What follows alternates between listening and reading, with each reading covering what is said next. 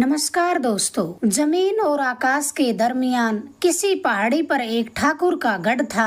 चारों कोनों पर बड़ी बड़ी बुर्जें, बीचों बीच तिमजली हवेली, कदम कदम पर कारिंदे, रूप का रसिया मनमोजी ठाकुर, चढ़ती जवानी चौगुना नशा। ठाकुर ने अपनी हवेली में आलापचारी और शुभ राज करने के लिए ढोलियों की बारी बांध रखी थी। हर महीने पर ढोली को बदल देता। प्रभात के समय ढोलियों द्वारा सुनाई गई मीठी तान पर ठाकुर बिस्तर छोड़ता। शुभ राज करने के बाद ढोली झुककर जय जयकार करता। मनमोजी ठाकुर पर कब कौन सी धुन सवार हो जाए इसका कोई ठिकाना नहीं। कभी राजा कर्ण तो कभी एकदम मक्खी चूस, कभी मांगने पर खुश होता, कभी न मांगने पर बिफर जाता। लताड़ने लगता कि बहुत में आ गई है, मांगते शर्म नहीं आती है, बिना कहे तो माँ भी दूध नहीं पिलाती। उसकी इस सीख को मानकर अगर कोई ढोली घड़ी घड़ी याचना करता तब भी बेचारा मारा जाता। लानत मलामत करता कि सारे ढोलियों ने शर्म बेच खाई है, न लाज है न शर्म है, जब तब मांगते रहते हैं, न वक्त देखते हैं न मौका देखते हैं।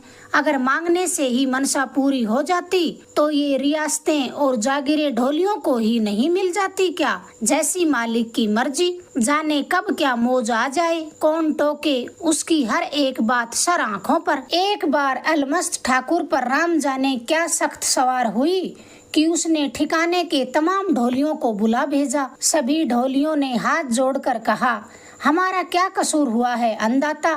ठाकुर कहने लगा, कसूर कोई एक हो तो बताऊं। पीढ़ियां बीत गई तुम्हें इस तरह ठगते हुए, मुझे ध्यान न रहा तो क्या हुआ? तुम्हें तो ध्यान रखना चाहिए था, बताओ रखना चाहिए था या नहीं? एक ढोली कहने लगा, हजूर अगर फरमाए हम जरूर ध्यान रखेंगे। ठाकुर ने कहा, बताओ ध्यान न रखने की तुम्हें क्या सजा दूं? तब सब ढोलियों ने एक साथ हाथ जोड़कर कहा, जो सरकार की मर्जी। वो मुस्कुराकर कहने लगा, पिछला हर्जाना तो तुम क्या दे सकते हो, जाओ तुम्हें माफ किया, आइंदा ख्याल रखना। मुझे भी आज पहली बार ख्याल आया है कि तुम बेकार अपने मतलब की चीजें ही मांगते हो।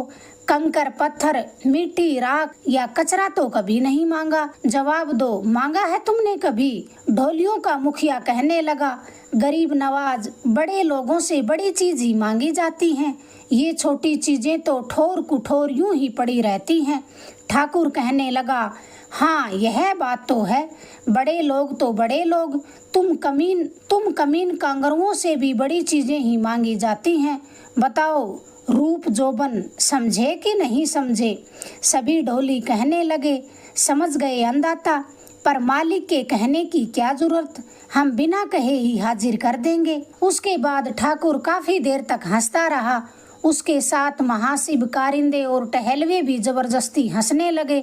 हंसते हंसते कहने लगा, बातें बनाना तो कोई तुमसे सीखे, जाओ माफ किया, अब कभी तुम पर नाराज नहीं होऊंगा, पर बिना कहे ही बढ़िया माल हो पेश करते रहना। ढोलियों के मुखिया ने कहा, जो हुक्म अंदाता। ठाकुर के हुक्म से नौकरों ने सबको दिल खोलकर छुआरे, पतासे और गुड़ बांटा। दारू की एक एक बोतल भी मिली, सो अलग। दूसरे दिन अपनी बारी वाला ढोली वक्त पर आकर प्रभाती गाने लगा, पर ठाकुर को तो जब उठना था तब उठा। करीब 3 घड़ी दिन चढ़ गया। ढोली ने खड़े खड़े होकर शुभराज की। ठाकुर ने उसे अपने पास आने का इशारा किया। उसके पास आने पर वह धीरे से बोला, रात वाली चीज तो खूब थी, पता नहीं कीचड़ में ऐसा कमल कैसे खिला। कमल तो कीचड़ में ही खिलता है अंदाता। ढोलची कहने लगा, बड़े लोगों की बड़ी बातें। 2 टुक सवाल किया, यह छोरी तेरी क्या लगती है? ढोलची कहने लगा, भतीजी लगती है अंदाता। भतीजी? हम तो समझे थे भांजी है। तेरी बेटियां कितनी हैं? उसने नजर नीची करके जवाब दिया, अंदाता 3 बेटियां हैं, पर अभी बहुत छोटी हैं। वो दया का सागर था। मुस्कुराते हुए कहने लगा, जरा खिलाने पिलाने का ध्यान रखा कर, छोरी और मलबे को बढ़ते हुए देर नहीं लगती। घी, गुड़, नारियल वगैरह की जरूरत हो तो बोल देना, शर्म मत करना, चिकनाई बढ़ती है। तुम लोगों के लिए ठिकाने के भंडार हरदम खुले रहेंगे। क्या कभी मैंने तुम्हें किसी चीज के लिए मना किया है? नहीं अंदाता, हजूर के मना करने से आकाश ने गिर पड़ेगा। सहसा दानवीर ठाकुर को कुछ याद आया, तेज स्वर में कहने लगा, तूने वे फटी जूतियां बदली कि नहीं? वो झिझकते हुए कहने लगा, नहीं अंदाता, अभी तक तो उन्हीं से काम चला रहा हूँ। ठाकुर नाराज होता हुआ कहने लगा, अभी तक चला रहा है? मैंने उस दिन इतना कहा तब भी तुझे अकल नहीं आई। जब हवेली में आता है तो कितना भद्दा लगता है, फिर मेरे कहने का क्या बना? मेरी बात की यही इज्जत करते हो तुम नीचों की बेशर्मी भी बस पूछो मत। वो उसके चरण छूकर कहने लगा, लाचारी है अंदाता, खाली मुट्ठी कहीं कुछ नहीं मिलता, तो मुझे कहा क्यों नहीं? ढोलची ठाकुर के चरण छूकर कहने लगा, लाचारी है अंदाता, खाली मुट्ठी कहीं कुछ नहीं मिलता। ठाकुर कहने लगा, तो मुझे कहा क्यों नहीं? मेरी जूतियां तुझे ठीक आती हैं कि नहीं? ढोलची कहने लगा, आती हैं अंदाता, तो कहा क्यों नहीं? मुंह में क्या धूल पड़ी है? जा, यह नई जोड़ी जूती मैं तुझे भेंट करता हूँ। ढोलची ने अन्नदाता की जय जयकार की, पर तार तार हुई इस अंगरखी के साथ ये सुरंगी जूतियां अच्छी नहीं लगेंगी। मनमोजी ठाकुर की सनक कहने लगा, हाँ यह तो ख्याल न रखा, खूंटी से मेरी एक अंगरखी उतार ले। पर पगले, इस रेशम की अंगरखी पर साफे का यह चीथड़ा कितना बुरा लगेगा। जा, यह साफा भी मैं तुझे देता हूँ। मुझे तुम लोगों का कितना ख्याल रहता है, तुम जबान से न कहो, उसका तो मैं क्या कर सकता हूँ। और भी कोई इच्छा हो तो मन में मत रखना। सच बता, आज मुंह किसका देखा था तुमने? इतनी मेहर के बाद वो भला कब चूकता? हाथ जोड़कर कहने लगा, हुजूर के पैरों के दर्शन हुए थे, फिर कैसी कमी, आज तो मेरा जीवन सफल हो गया। मेरे पैरों का ऐसा चमत्कार देखा तुमने? और जो मेरा मुंह देख लेता तो? ढोलची कहने लगा, फिर तो चाहिए ही क्या गरीब नवाज, मेरी 7 पीढ़ियां तर जाती। आज वो पूरे रंग में था, उसी की रो में कहने लगा, मेरे पैर भी मुंह से कम नहीं हैं, तू इन्हें मुंह ही समझ ले, और कोई इच्छा हो तो अभी बोल दे। मनमोजी ठाकुर की सनक का क्या भरोसा, चूके कि गए। कोहनियों तक हाथ जोड़कर अरदास करने लगा, थोड़ी बाजरी और थोड़ा घी गुड़ की मेहर हो जाए तो फिर कुछ नहीं चाहिए। ठाकुर कहने लगा, क्यों नहीं चाहिए? यह जागीर मरने पर साथ तो चलेगी नहीं। जो हाथ से दान करूं वो मेरा ही है। तुझसे जितनी उठे बाजरी की गठरी बांध ले। 5 सेर घी और 5 सेर गुड़ नौकर तेरे घर पहुंचा देगा। अभी कुछ नहीं चाहिए अंदाता, आज तो मुझे जैसे स्वर्ग मिल गया हो। और किसी चीज की जरूरत हो तो मन में मत रखना। नहीं अंदाता, यह तो मेरा ही घर है। आज तो हुजूर का हाथ खूब खुला, पर ज्यादा डोरी को खींचने से डोरी टूट जाती है। अगर यह सनक पलट गई तो लेने के देने पड़ जाएंगे। अब तो सही सलामत घर पहुंचने में ही खैर है। इजाजत मिलते ही ढोलची ने सीधे घर की राह ली। पति के सर पर बाजरी की गठरी और नौकर के हाथ में घी और गुड़ देखकर ढोलन को आंखों पर विश्वास नहीं हुआ। तब ढोली ने उसे ब्यौरेवार सारी बात बताई। औरत तो औरत ही होती है, कहाँ तो देखकर भी यकीन नहीं आया और कहाँ सारी बात सुनकर अपने कर्म ठोक कर अफसोस करने लगी। आह भरते हुए कहने लगी, ऐसा मौका भी भला कोई हाथ से जाने देता है? आधा ठिकाना भी मांग लेते तो अंदाता आज मना नहीं करते, पर अब क्या हो सकता है। जन्म जले मेरे लिए कंगन या हार ही मांग लेते। जब हजूर ने बार बार कुछ मांगने को कहा था तो तुमने मुंह ही क्यों सिला? आज तो जो मांगते वो जरूर मिलता, और कुछ नहीं तो 100 मोहरे ही मांग लेते। हमें मांगने में कैसी शर्म। अन्नदाता इनकार करते तो उन्हीं की शान जाती। भगवान जाने तुम्हें कब अकल आएगी। घरवाली के नाराज होने से उसे एहसास हुआ कि वाकई उससे बहुत बड़ी गलती हो गई। हाथ लगी चीजों की खुशी की बजाय उसे छूट गए माल का दुख ज्यादा हुआ। आगे से गले की जंजीर या हाथों के कड़े ही मांग लेता तो पीढ़ियों का दिवाला मिट जाता। हीरे जड़ी अंगूठी के लिए हजूर मना कभी नहीं करते। फिर किस चीज की कमी। पक्का घर बन जाता, एक गाय खरीद लेता। घर के दूध दही की बात तो कुछ और ही होती है। मांगने से तो छाछ भी कितनी मुश्किल से मिलती है। चूपड़ी रोटियों का तो स्वाद ही अलग होता है। अपनी नादानी से सुनहरा मौका खो दिया। अब किसे दोष दिया जा सकता है, पर अब पछताने का कोई फायदा भी नहीं। तीर तो कमान से छूट चुका है, बड़ी भारी गलती हो गई। हुजूर ने बार बार अपनी मनसा दर्शाने को कहा था, पर मेरी अकल पता नहीं कहाँ घास चरने चली गई। अन्नदाता का ऐसा स्वभाव तो कभी नहीं जाना, आज तो जैसे हजूर का अंतस्त ही बदल गया था। ढोलची को इतना माल आज तक कभी हाथ नहीं लगा था, न ही किसी याचक की ऐसी मनचाही हुई थी। फिर भी अगर मुंह से कोई बोल नहीं फूटे तो यह मुंह किस काम का? बेकार पका अध पका अनाज भकोसने के लिए। भला ढोलियों को ऐसे लज्जा वाले मुंह कब शोभा देते हैं। गुस्सा तो ऐसा आया कि ना मुराद मुंह में जगमगाते अंगारे ठूंस दे। जिसकी तकदीर ही खराब हो उसके लिए भगवान भी कुछ नहीं कर सकता। आइंदा ऐसा मौका मिलने पर आधी या तिहाई जागीर ही मांगेगा। देखें हुजूर कैसे मना करते हैं। बीती का सोच और आगत की आस ने ऐसा ताना बुना, आधी से ज्यादा रात गुजर गई, पर उसकी आंखों में नींद नहीं आई। जब नींद आई तब भी सपने ही सपने। मूंछों को ताव देता वो मखमली सिंदूरी गद्दे पर बैठा है। सामने सोने की परात में मोहरे चमचमा रही हैं, ढोली ढोल बजा रहे हैं, शुभराज कर रहे हैं। जो भी दर्शन के लिए आ रहा है उसकी जय जयकार करने के बाद मोहरे भेंट कर रहा है। आनन फानन में मोहरों से परात भर गई थी। आनन फानन में मोहरों से परात भर गई, मोहरें बाहर गिरने लगी। दूसरी परात आ गई थी कि ढोलन ने झकझोरते हुए आवाज लगाई। वो उस पर बरस पड़ा। साली चंडाल, इतनी भी क्या जल्दी है, 1000 मोहरों का नुकसान करवा दिया। अब कहीं उसे चेत हुआ कि वह तो सपने में था। झेंपते हुए उठा। हवेली में आलापचारी का वक्त हो गया। सारंगी उठाई और मुंह धोए बिना ही हवेली की तरफ तेज कदमों से चल पड़ा। हवेली के जीने पर चढ़ते हुए उसे एक लड़की उतरते हुए नजर आई। अंधेरे में उसे पहचाना नहीं।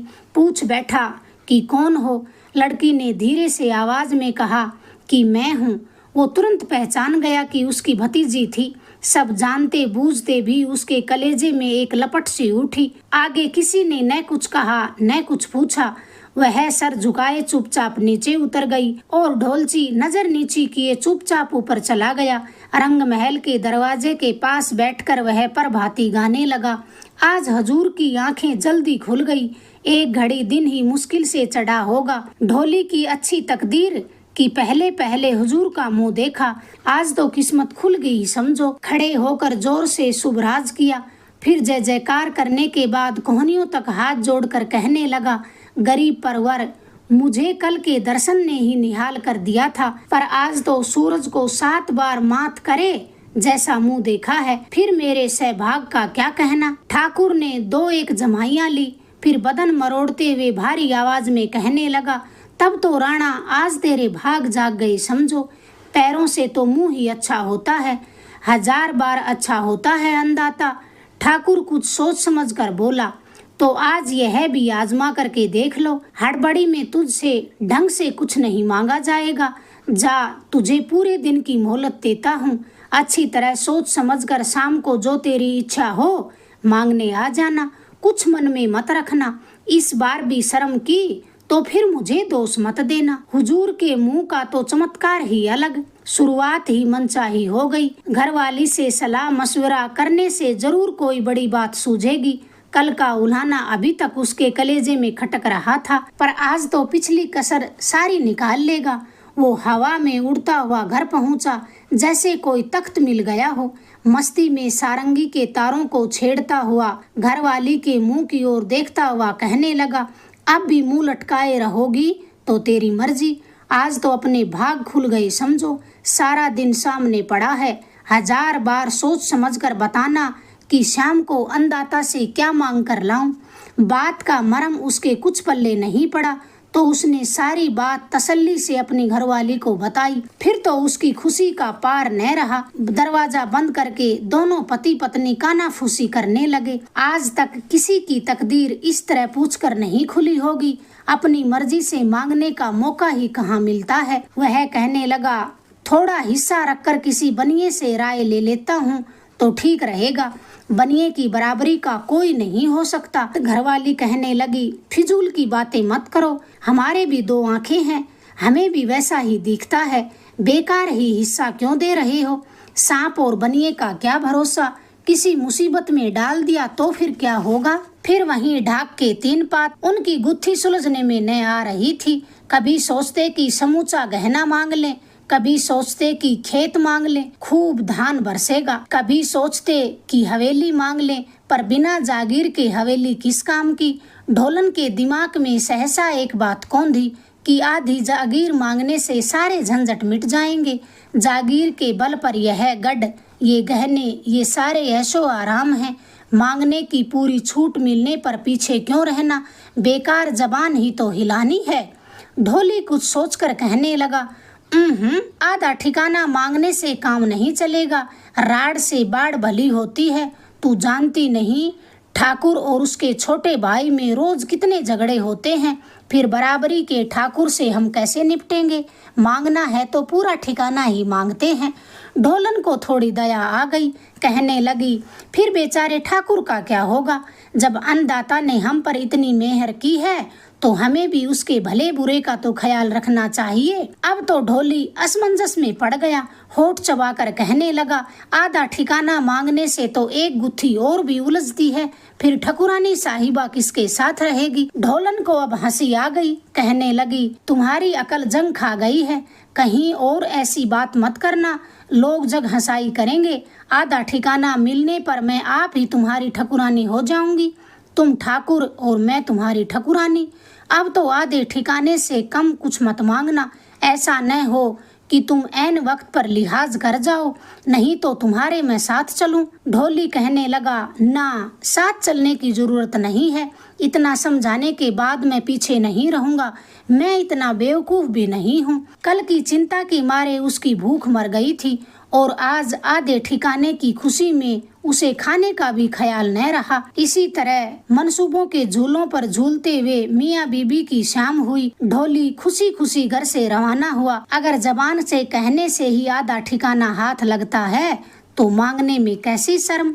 यह तो उसका बड़प्पन है कि वो हजूर के लिए आधा ठिकाना छोड़ रहा है। तभी उसे घोड़े पर ठाकुर साहब आते हुए दिखाई दिए। ठाकुर की बजाय उस घोड़े का रोब उस पर ज्यादा पड़ा। घोड़े पर बैठते ही आदमी भी कितना बदल जाता है। आधा ठिकाना मांगने वाले को पैदल चलना भला शोभा देता है। आधा ठिकाना मांगने से पहले घोड़ा मांगना ठीक रहेगा। इससे हजूर के मन की बात भी पता चल जाएगी। एक बार कब्जे में आने के बाद वो किसी को न घोड़ा बख्शेगा और न ही ठिकाना।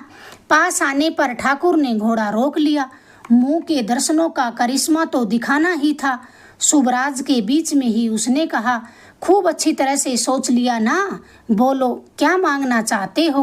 अब उसके मन में किसी तरह का अंदेशा न रहा।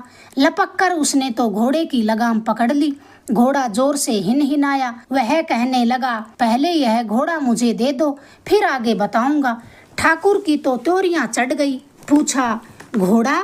यह तो मेरी मनपसंद का घोड़ा है, इसकी छाया की ओर भी किसी ने देखा तो उस मुंह नोच लूंगा। तुमने इतनी बड़ी बात सोची भी कैसे? ढोलची हट करते हुए कहने लगा, नहीं अन्नदाता, घोड़ा तो आपको देना ही होगा, आपने मुझसे वादा किया था। ठाकुर को तो अब खुंदक आ गई। चांदी की मूठ वाली लाठी घुमाते हुए कहने लगा, वादा किया था तो क्या तू अपनी औकात भूल जाएगा? तेरी इतनी मजाल। बुजुर्गों का कहा कभी गलत नहीं होता कि कुत्ते और चांडाल को पुचकारने से वे इतराते ही हैं। कहीं तेरा दिमाग तो नहीं फिर गया? अब तो ढोलची टस से मस न हुआ। लगाम खींचते हुए हट करने लगा। घोड़ा तो मैं हरगिज नहीं छोड़ूंगा।